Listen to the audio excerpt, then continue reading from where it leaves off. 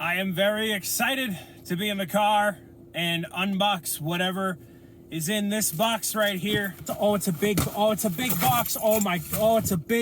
big box. I can't see it. I want to look at it for myself. That's what it looks like right there. I can't see it.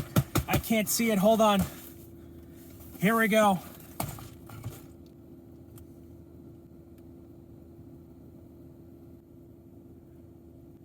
What?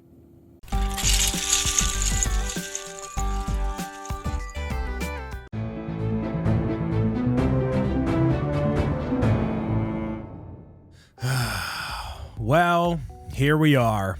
It's set number 71395, the Super Mario 64 question mark block, a set from the LEGO Super Mario line you would have never been able to predict in your entire existence. Celebrating the 25th anniversary of Super Mario 64, this set comes in at 2,064 pieces, retails for $169.99 in the US, and is something that I never would have been able to predict, but hey, that's been the entire LEGO Super Mario line as it's been. Now, not basing the set off of what it isn't, I'm basing it off of what it is, and this is a centerpiece that would be an excellent addition to your video game room, to your Mario collection. The question mark itself holds a bunch of secrets within inside of it, including 4 different biomes, well, technically 5 different biomes from Super Mario 64, jam-packed with incredible micro-scale details that have custom printing and a lot of love and care put into it all along the way. Now, if you're a casual customer looking at this on the shelf, you really can't get a good grasp for what this is until you flip around the other side of the box and you see just what this has to offer. But when looking at the question mark block from the exterior, you see an incredibly clean display and something that would look excellent, and you might not even be able to tell it's made out of Lego unless you give it a little bit of a closer look, which could be a deterrent depending on how you look at it. Where the magic really comes in is once you press down on the very top of the question mark block and it flips open 4 different biomes from Super Mario 64. You have Bomb Bomb Battlefield, Cool Cool Mountain, Lethal Lava Land, and of course, Princess Peach's Castle. And with what the designer set out to accomplish, this is a very clean looking set, and the different micro environments are represented well for the scale that they're at. Now, obviously, they could have added a lot more detail if they went a lot further with the micro scale areas, but for what they are, there's a really nice amount of work that went into this. And it's not just in the details of the micro environments, but the whole mechanism when you're flipping the entire thing around. Because not only are you flipping the sections to actually appear on top of the block, but then they fold down into a really nice presentation. And if you're a fan of Super Mario 64, you're going to recognize these areas as some of the first areas you explore throughout Peach's Castle. Bomb Bomb Battlefield has signature details like the multiple cannons, the chain chomp, King Bomb Bomb at the top of the mountain, and even the floating island where you get the wing cap, shoot out of the cannon, get those coins, and claim your power star. Cool Cool Mountain has the representation of the penguin that you're totally not going to throw off the cliff, the secret slide within the middle of the mountain, the snowman that is looking for the rest of its body, and even the gondola that goes from the upper section to the lower section. Lethal Lava Land has the bully, the rotating volcano, the Bowser puzzle for 8 red coins, and the rolling log. And of course, you look at the very top and see Princess Peach's Castle. You see the micro version of Mario, Peach, and Lakitu greeting you as you look at this incredibly micro-scale version of Peach's Castle. If you open the front section of it, you'll see even more details on the interior, including the portraits for Lethal Lava Land, Bomb Bomb Battlefield, and Cool Cool Mountain. You may notice that there is an interactive tile that can be used with Mario to have some play features in the set, but unfortunately, at the time of this recording, the Mario has not been updated, so I can't give you the full experience on how Mario interacts with the entire set. But from what I can tell in the instructions, once you scan that section there and you end up putting Mario on different parts of the entire set, he'll be able to read different colors on here, and you can collect 10 power stars as if you were in Super Mario 64. And you're looking at all these micro scale environments and thinking, wow, this is really cool. What else is there? Well, if you end up opening the front section, you'll notice that there's a certain King Koopa lurking inside of the question mark block. You take him out of there by pressing down ever so slightly, and a front panel on the front of the question mark block opens up, and you'll be very familiar with this area if you ended up defeating Bowser at all, because you put Bowser on this little section down here, rotate him around, and say, "So long, Bowser," and then he gets flung off the question mark block as you defeat Bowser one final time. And overall, when building this set, I enjoyed it for what it was, because building these micro environments from Super Mario 64 was incredibly enjoyable, and especially considering just how small these environments actually are, these are the absolute smallest the environments could be without compromising any more of the details that go into the set. So that's represented really well for Bomb Bomb Battlefield, Lethal Lava Land, and Cool Cool Mountain. Obviously, Peach's Castle could have been a lot bigger, but for what the scale is right here, it actually is pulled off incredibly well. And although I don't have the Mario updated to see the play functionality, I'm sure that it has a similar sort of whimsy and wonder that came along with it, just like you saw in the Nintendo Entertainment System. And that sort of building philosophy I found a lot actually in this set. With the way that this entire set of environments rotates around, it really reminded me of just how genius the design of the Nintendo Entertainment System is.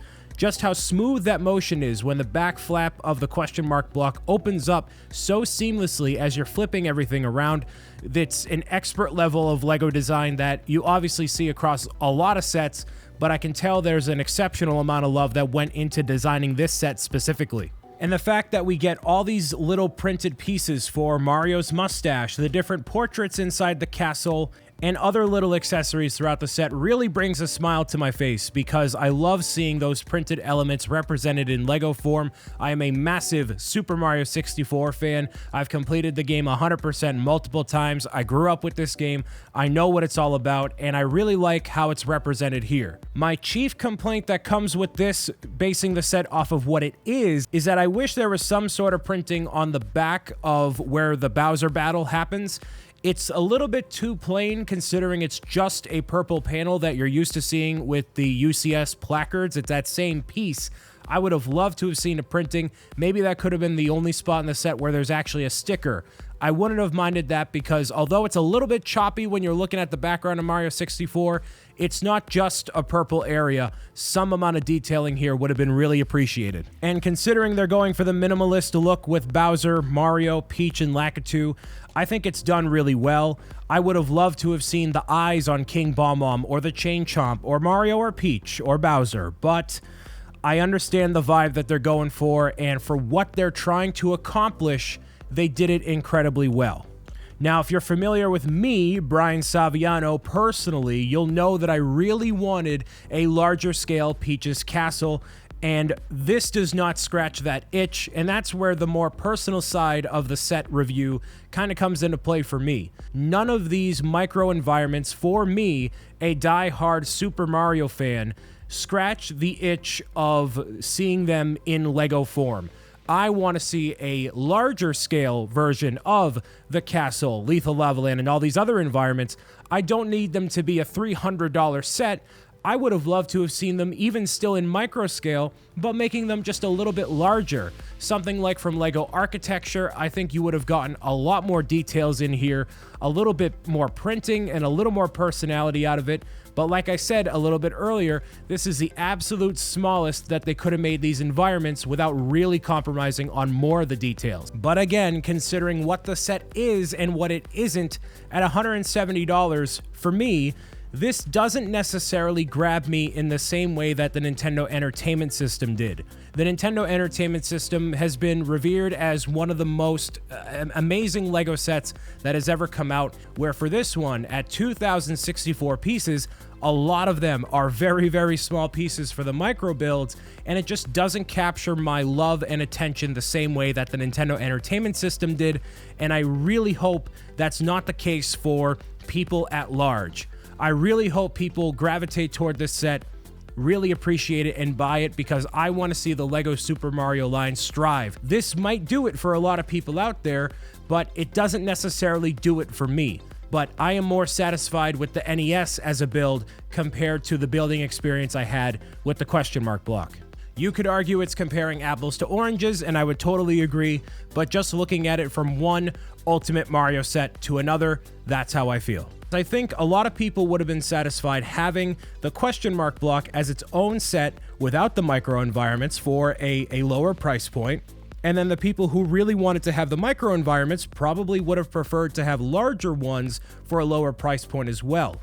So although these two separate elements are very cool in their own right, I don't necessarily believe that they benefit from being in this combined package as the question mark block Lego set itself. However, that's just my opinion, and with this review specifically, I am overwhelmingly curious what you think of this on a product level, from a Lego Super Mario level. I really, honestly and truly want to hear what you think in the comments. I'm going to read every single one of them, respond to every single one of them, because for me, as a diehard Mario fan, there's a lot that's going on with this set, and it can set a precedent for the future of Lego Super Mario, good, bad, or otherwise. So I look forward to hearing your discussions in the comments below.